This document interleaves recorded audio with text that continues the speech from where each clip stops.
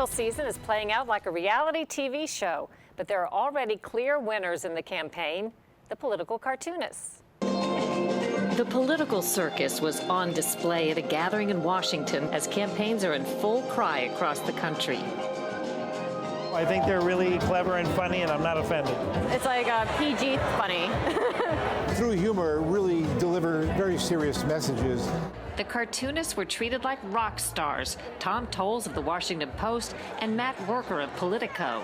This is the World Series, it's March Madness, it's the salmon are running, the bulls are running in the streets of Pamplona. It doesn't get any better for political cartoonists than during a presidential campaign. Worker let us look over his shoulder at the cartooning of the candidates.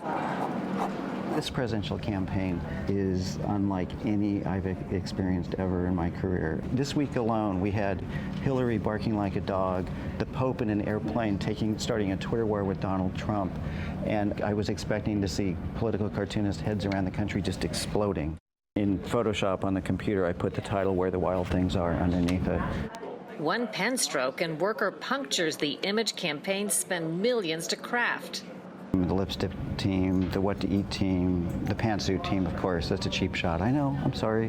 What to drink team. I mean, everything is focus grouped. Bernie's big issue is reaching out to minorities, and maybe he could take a few hints from Beyonce. So this one was really fun to draw. I like to paint on paper with lots of detail. I still think cartooning is really about the drawing. Usually there's a point in the day where I'm standing around doing this, like, come on, dry so I can put you on the scanner. I had this idea watching the GOP debates about drawing the circular firing squad, you know, circle of candidates all shooting across at each other. And there's Donald Trump in the middle, his head spinning around like a machine gun.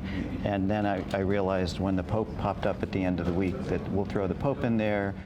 I would like to think that cartoonists can bring a certain amount of civilized levity to the conversation, and people understand that it's in good humor. He's got a remarkable face to draw, too.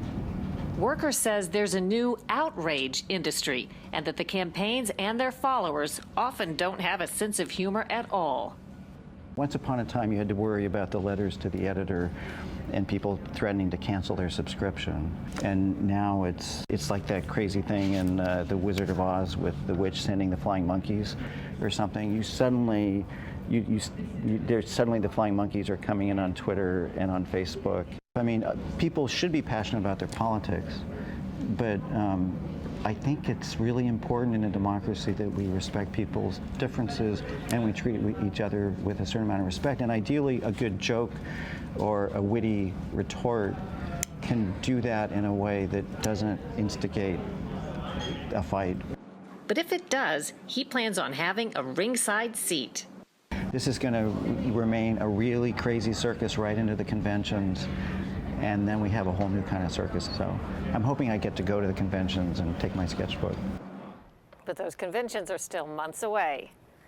Coming up next week on Full Measure, we tackle one of the biggest topics in America today, the border. We travel to the 372-mile-long border between Arizona and Mexico, where the question is, who's really calling the shots? And we'll go by land and air over some of the most dangerous terrain. That's next week on Full Measure. Thanks for watching. I'm Sharyl. Until next time, we'll be searching for more stories that hold powers accountable.